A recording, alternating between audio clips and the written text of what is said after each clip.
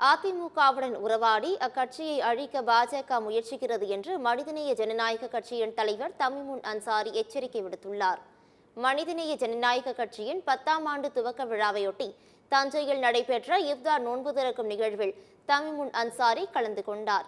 பின்னர் செய்தியாளர்களை சந்தித்த அவர், அதிமுகவுடன் உறவாடி அக்கட்சியை பலவீனப்படுத்த வேண்டும் என்பது பாஜகவின் நீண்ட கால திட்டமாக உள்ளது என்று குறிப்பிட்டார். முன்னாள் முதல்வர் ஜெயலலிதா மறைவுக்கு பிறகு அதிமுகவை அழித்துவிட்டு அந்த இடத்திற்கு வர வேண்டும் என பாஜக கங்கணம் கட்டிக்கொண்டு செயல்படுவதாகவும் அவர் தெரிவித்தார். ஒரு திராவிடர் கட்சி அழிவை நோக்கி செல்லதான் விரும்பவில்லை என்று குறிப்பிட்ட தமிமுன் அன்சாரி, பாஜகவுடன் மீண்டும் கூட்டணி அமைக்க கூடாது என்பதில் அதிமுக எச்சரிக்கையாக இருக்க வேண்டும் என்று தெரிவித்தார்.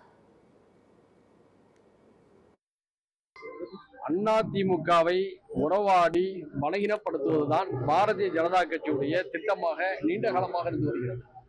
ஜெயலலிதா அம்மா அவர்களுடைய மறைவுக்கு பின்னால அதிமுகவை அடித்து விட்டு அந்த இடத்துக்கு வர வேண்டும் என்று தொடர்ந்து பாஜக கங்கணம் கட்டி செயல்படுகிறது.